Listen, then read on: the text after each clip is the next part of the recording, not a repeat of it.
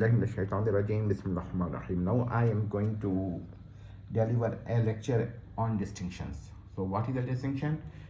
Non-identity means distinction, but this provide different type of distinctions.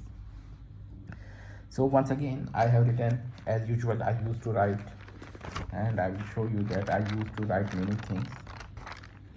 So first of all, relative distinction.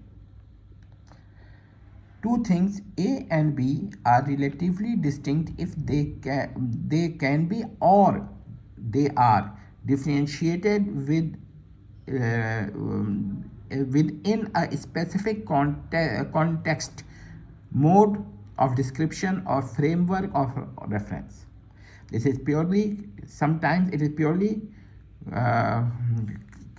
conceptual and may cease to be if the context is changed. So this type of distinction is one of the distinctions, and Harabadi used this type of distinctions and misguided with identity. Well, it is the negation of identity, and one may declare that this is the opposite of relative identity, since a relative identity may not be in one reference, may not be an identity in another reference, and the same thing, a relative distinction may not be a relative distinction in another reference. So in one reference it is a relative distinction, in another reference it may not be a relative distinction. The same is true for the relative identity. Now we come to the sorter identity. The sortal distinction. So sortal distinction is based on a distinction based on a different kind of category for or reference.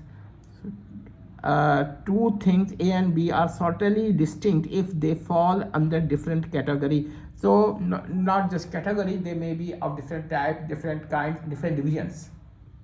So if A is sortally equal to B with reference to epsilon,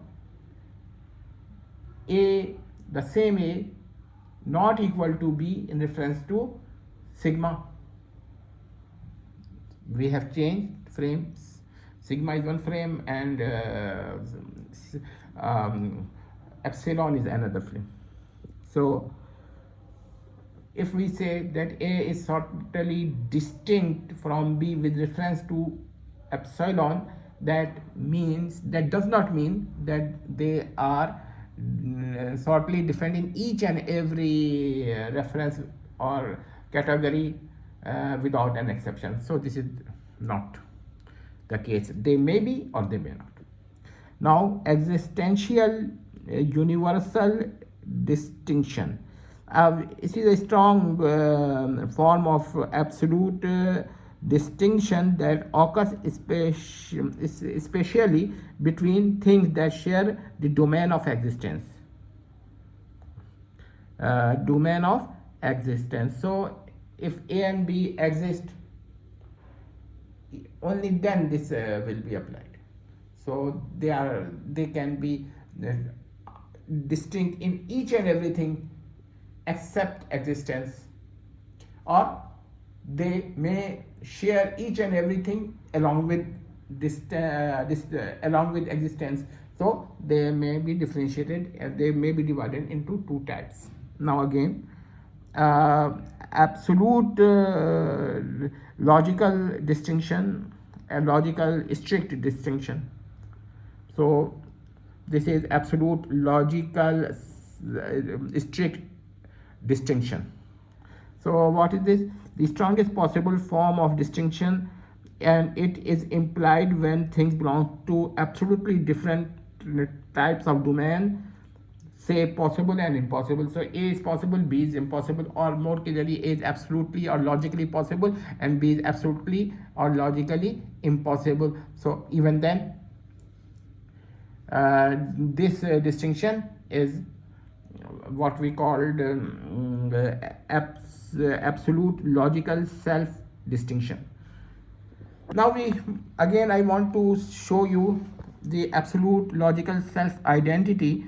Two things are absolutely logically strictly identical if no logical distinction between them is logically possible.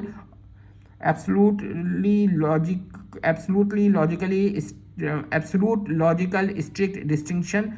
Two things are distinct if they can be conceived separately without logical contradiction. So what I have said one more thing, that these are different types of distinctions, and in the previous lecture I have said that there are different types of identities. So it is not necessary that these are the only types. One may